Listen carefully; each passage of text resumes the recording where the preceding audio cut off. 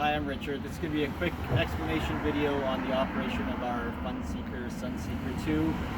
It's a Sunseeker 2650 CDW. So I'll take you for a quick tour around the outside and then we'll head inside for some instruction as well. On the exterior we've got multiple storage compartments, one here, another one here, third one here, and the main storage compartment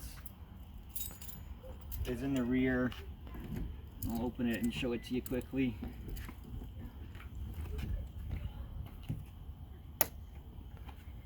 As you can see, it's a full pass-through, and we do include an outdoor table with an outdoor carpet for your travel as well.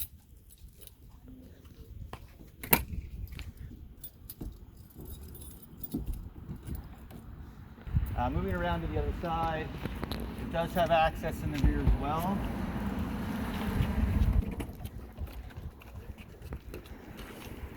Inside the rear storage also includes your 30 amp power cable.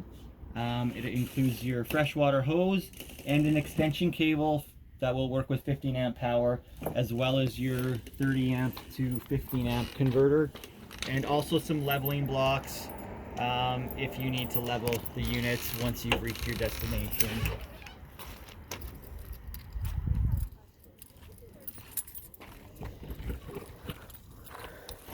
So we've got two water intakes. One is for fresh water. This is your tank storage in the unit. You will fill and you'll use this water while you're traveling. The second water hookup is for city water. You'll use this if you have a permanent water connection at your site. This will not fill your tank. So this one will fill your tank. This one is for a permanent water connection. If you have a permanent water connection, be cautious of your gray water and black water tanks overfilling, and ensure that the pump inside the unit is turned off if you're using the city water connection. Gasoline is here. It takes standard gas, not diesel, and the sewer hose for your gray and black tank is in here. Everything's clearly labeled. So emptying your septic tanks, this is the location you'll be doing that. As you can see, we've labeled the gray and the black. Both have valves. Obviously gray is smaller. The 3-inch pipe is your black water. When you're relieving the tanks, you would connect the hose up and you do your black water first. The reason you do your black water first is to allow the gray water to flush the hose out after the black water's been drained.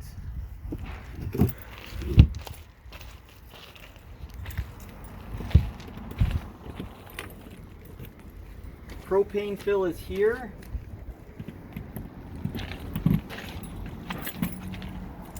The unit does have a propane gauge inside as well. It's LPG, liquid propane gas. At the end of your trip, you'll want to fill your propane. If not, there is a charge for propane as well. Take it to a propane fill station. They will do it for you. There's no need for you to worry about doing it.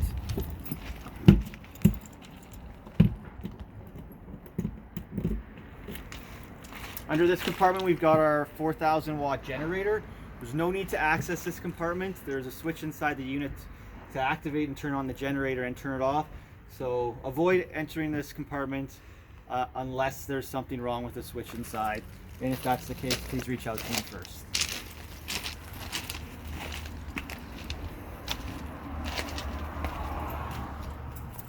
So next we'll move into the unit. First I'll show you the awning operation before entering. There's a clip on the back of the door here just to secure it open while you guys are camping. And there's an awning control button at your stair entrance here. Right here. Clearly marked awning in and out. Currently the awning is in the in position.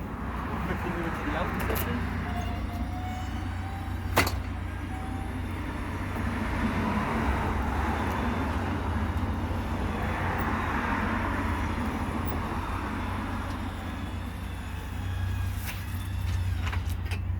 Okay, an important note with the awning.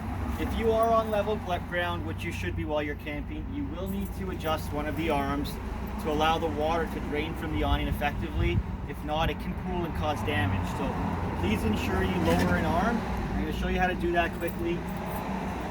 You take one of the bars and you just simply pull it down. And there's some black screws here. You'll just tighten that to the point where it's not moving anymore and it's tightened. You'll want to do the same with the other side. Just tighten it so that if it's windy, it's not blowing around up and down. It's very important that before you retract the awning, you do loosen off these black threads. They don't need to be unloosened all the way because they will unthread completely, but just loosen them so that it can flow freely. A couple turns, that's it, and it will flow freely. And at that point, you can retract the awning back into its closed position.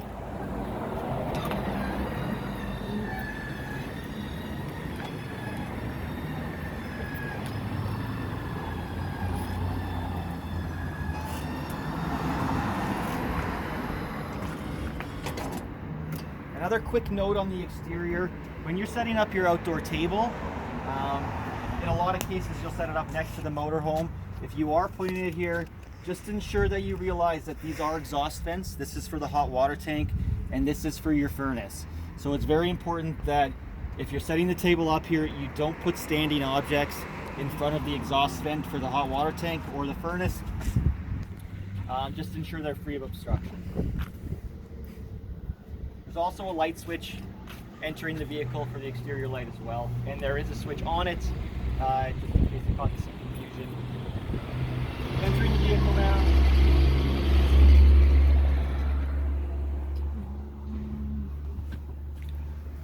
We'll start by running through the control panel with you quickly. So there is one slide on the RV, very easy operation. It's currently in the in position. To move to the out position, we'll just hold the slide button to the out position.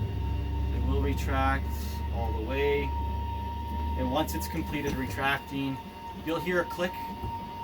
Don't hold it down while it's clicking for too long, but that just indicates that it is in the out position. On the control panel, there's gauges for all of your holding tanks, your gray, your black, your fresh water. It does indicate your battery levels and also propane.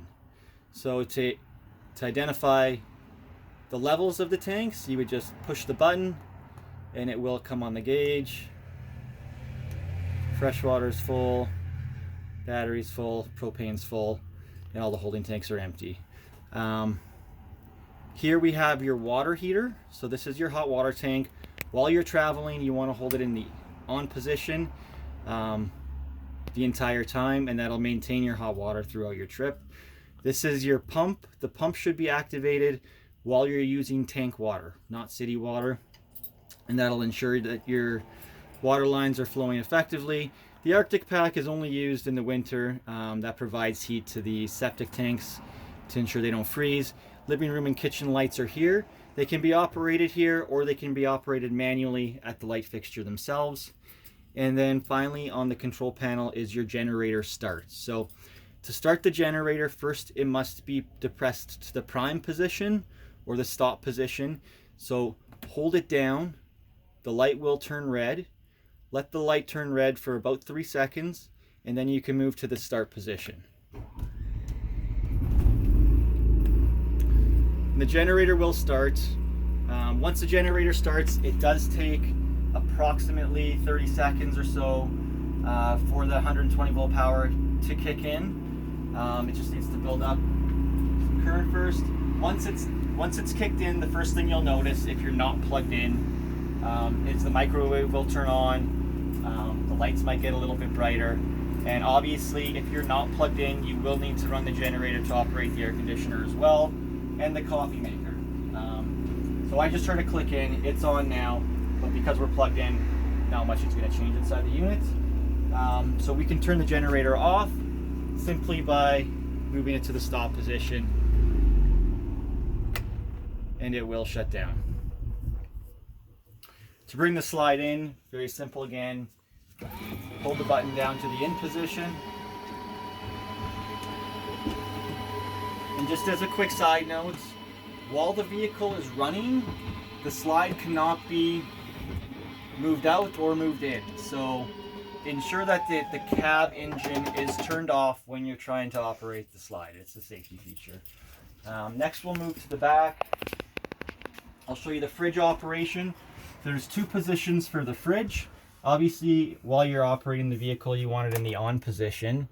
And then it can either be in auto or in gas mode. In auto mode, it will automatically switch from electricity, so 120 volt power, to gas. And so preferably on your trip, you'd keep it in the auto mode, not the gas position. So flipping around to our thermostat quickly. It's currently in furnace mode. To switch the mode, we would simply move it to on, off, and mode selection. You can turn the fan on. When the fan's running, it's only going to operate the air conditioner fan. In cool mode, it will cool the unit.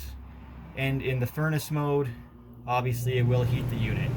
You just heard the air conditioner kick in. And if we were in a cold enough state right now, the furnace would switch and kick in when it's in the furnace mode. So we'll turn to the off position. We'll show you the bathroom quickly next. So the unit does have a shower and a shower handle. Obviously knobs, fairly self-explanatory. Your toilet is here. There is a depression to let the waste go down. And simply to add water to the bowl, just hold it up and it will add water to the bowl for you. We will supply RV toilet paper. There's absolutely no need to bring household toilet paper, and it should never be thrown down the toilet at all. RV toilet paper is a must. I'll quickly show you the oven operation. So it does have a stove and an oven. We are going to need to use a lighter to ignite the stove top and also the oven. So to light, you're going to turn it to the light position and light the burner. If you have small children traveling with you, I would suggest removing the knobs, putting them in a drawer. You don't want them to accidentally turn the propane on while you're traveling. Simply turn it to the off position to turn the propane burner off. And to light the oven, there is a pilot light required. So there's a pilot light switch. You're going to turn it to the pilot light and you're going to depress the pilot light button. Once complete, you can go in and light the pilot light. You can see it ignited. Once the pilot light is ignited, you can let go of the pilot light button and you can turn the oven to the on position and set your appropriate temperature. At that point, the oven will ignite and you can cook whatever you'd like to. Turn it off to the off position, obviously, to turn it off.